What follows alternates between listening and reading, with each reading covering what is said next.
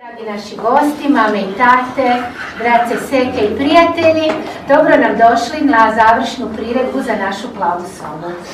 Eto, ove godine učili smo ponešto o životinjama cijeloga svijeta, o šumskim, o domaćim i pripremili smo za vas prikaz upravo na tu temu. Vi vidjet ćete što se dogodilo s malim majmunčićem kome su djeca htjela pomoći. Izvolite, uživajte u predstavi.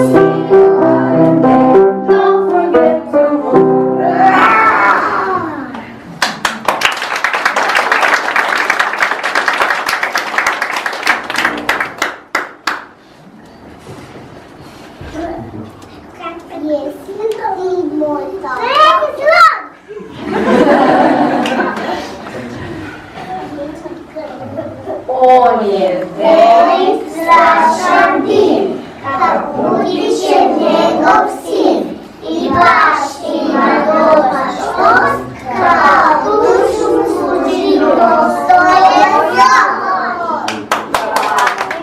Neka se vjera. Drugi brat ima, u kuću ne stane, obrstvi središće iz visoke grane.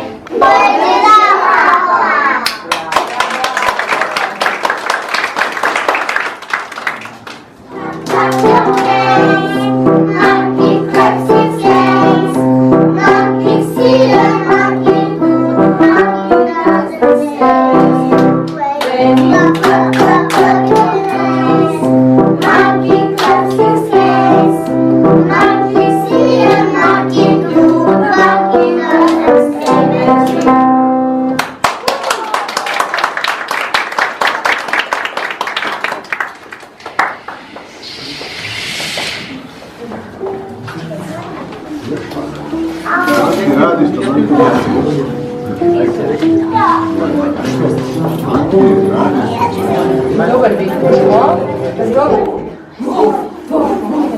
Ajde,